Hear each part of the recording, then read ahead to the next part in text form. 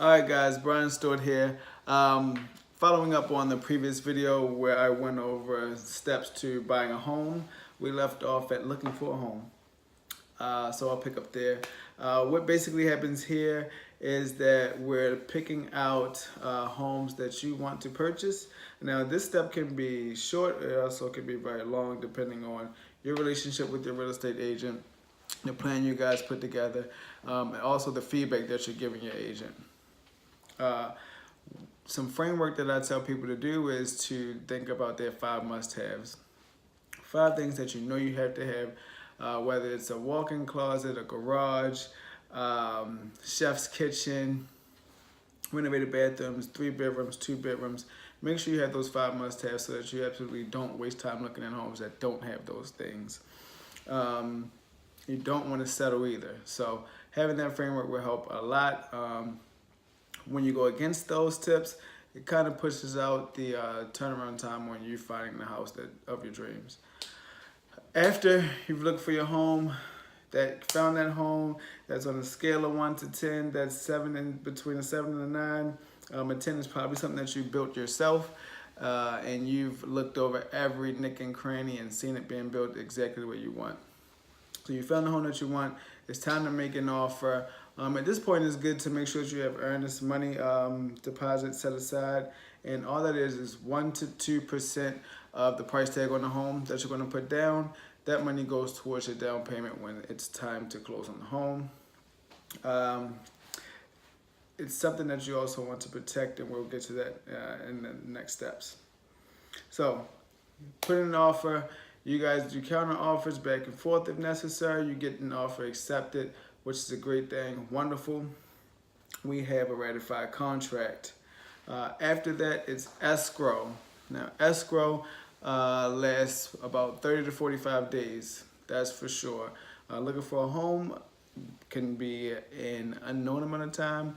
Escrow is for sure. It's for certainly 30 to 45 days. In this period of time, a few things happens. In the first 10 days, it's your inspection period.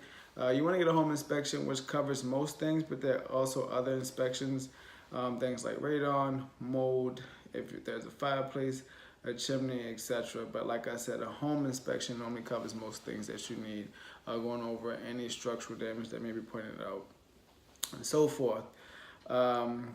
This is the time frame when you also want to find things as far as schools, registered sex offenders, anything about the neighborhood or home that you don't like, because it's the time frame to get out of the contract if you're going to, and also get your deposit back.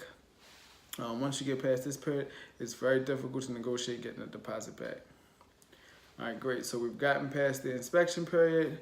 The next 10 or so days, it's appraisal time. And what this time does is the lender sends out an appraiser.